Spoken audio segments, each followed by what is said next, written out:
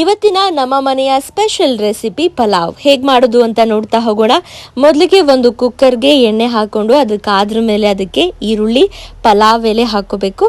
ಅದಾದ್ರ ಮೇಲೆ ಒಂದು ಹಸಿಮೆಣಸಿನಕಾಯಿ, ಟೊಮ್ಯಾಟೋನ ಹಾಕಿ ನೀಟಾಗಿ ರೀತಿಯಾಗಿ ಫ್ರೈ ಮಾಡ್ಕೋಬೇಕು. ಫ್ರೈ ಆದ್ರ ಮೇಲೆ ಇದಕ್ಕೆ ಶುಂಠಿ ಬೆಳ್ಳುಳ್ಳಿ ಪೇಸ್ಟನ್ನು ಹಾಕಿ ಮತ್ತೆ ಅದನ್ನು ನೀಟಾಗಿ ಫ್ರೈ ಮಾಡ್ಕೋಬೇಕು. ಇದಕ್ಕೆ ಪುದೀನ ಸೊಪ್ಪು ಮತ್ತು ಕೊತ್ತಂಬರಿ ಸೊಪ್ಪನ್ನು ಕೂಡ ಆ್ಯಡ್ ಮಾಡಿಕೊಂಡು ಆ ಸೊಪ್ಪುಗಳು ಬಾಡೋವರೆಗೂ ಕೂಡ ಮತ್ತೆ ಇದನ್ನು ಫ್ರೈ ಮಾಡ್ಕೊತಾ ಬರಬೇಕು. ನೀಟಾಗಿ ಇದು ಫ್ರೈ ಆದ್ರ ಮೇಲೆ ರುಚಿಗೆ ತಕ್ಕಷ್ಟು ಉಪ್ಪನ್ನು ಈ ಹಂತದಲ್ಲೇ ಹಾಕ್ಕೊಳ್ಬೇಕು.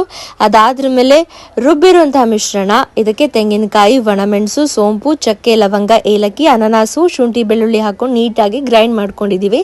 ಇದನ್ನು ಕೂಡ ಫ್ರೈ ಮಾಡ್ಕೊಳ್ತಾ ಇದ್ದಂತಹ ಟೊಮ್ಯಾಟೊ, ನೀರುಳ್ಳಿ ಇದಕ್ಕೇನೆ ಆ್ಯಡ್ ಮಾಡ್ಕೋಬೇಕು.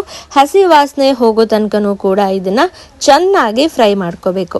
ಹಸಿ ವಾಸನೆ ಇದ್ರೆ ಚೆನ್ನಾಗಾಗೋದಿಲ್ಲ.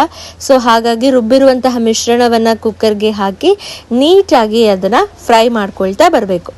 ಇದು ಈ ರೀತಿಯಾಗಿ ಫ್ರೈ ಆದ್ರ ಮೇಲೆ ಒಂದು ಸ್ವಲ್ಪ ನೀರನ್ನು ಹಾಕ್ಕೊಂಡು ಅದಾದ್ರ ಮೇಲೆ ಅದಕ್ಕೆ ನೆನೆಸಿಟ್ಕೊಂಡಿರುವಂತಹ ಬಟಾಣಿನ ಕೂಡ ಆ್ಯಡ್ ಮಾಡ್ಕೊಳ್ಬೇಕು.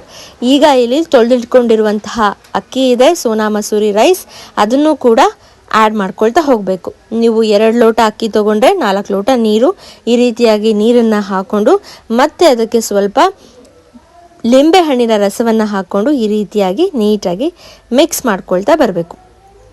ಮಿಕ್ಸ್ ಆಗಿ ಒಂದು ಸ್ವಲ್ಪ ಕುದಿ ಬಂದ ಮೇಲೆ ಇದನ್ನು ಕುಕ್ಕರ್ ವಿಸಿಲನ್ನು ಮುಚ್ಚಿ 2 ವಿಸಿಲ್ ಬರೋ ತನಕನೂ ಕೂಡ ಇದನ್ನು ಹಾಗೆ ಇಡಬೇಕು. ಈಗ ಬಿಸಿ ಬಿಸಿಯಾಗಿ ಪಲಾವ್ ಸಿದ್ಧ.